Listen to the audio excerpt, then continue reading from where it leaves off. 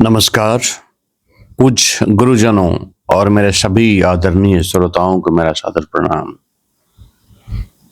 आज मैं आपके समक्ष एक अत्यंत गूढ़ लेकिन अत्यंत सरल भाषा में कहे गए दोहे पर विचार रखने जा रहा हूं।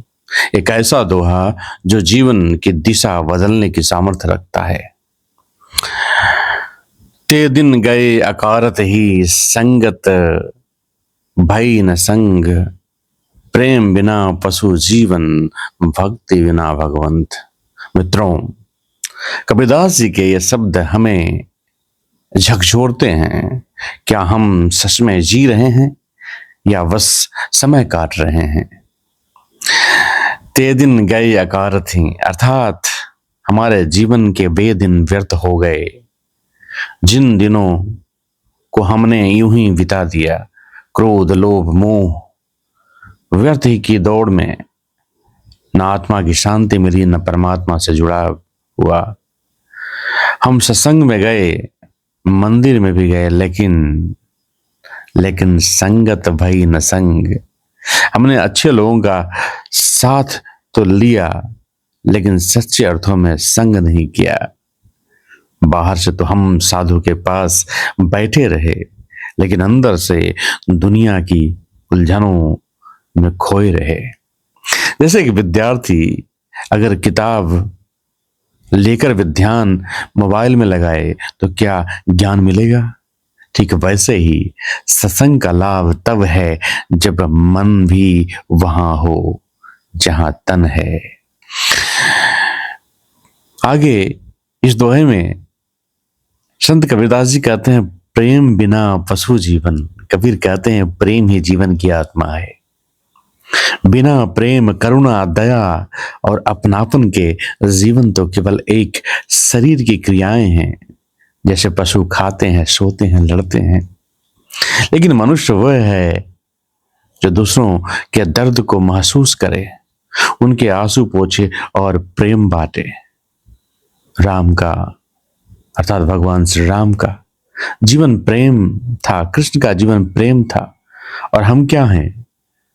अगर प्रेम नहीं है तो हमारा जीवन क्या है? तो विचार कीजिए इस बात पे। आगे कहते हैं कबीरदास जी, भक्ति बिना भगवंत। कबीर कहते हैं ईश्वर केवल भक्ति से मिलते हैं। भक्ति मतलब समर्पण, भक्ति मतलब अहंकार को छोड़कर मैं नहीं तू ही है प्रभु कहना। एक बार नारद जी ने भगवान से पूछा, आपके सबसे बड़े भक्त कौन है?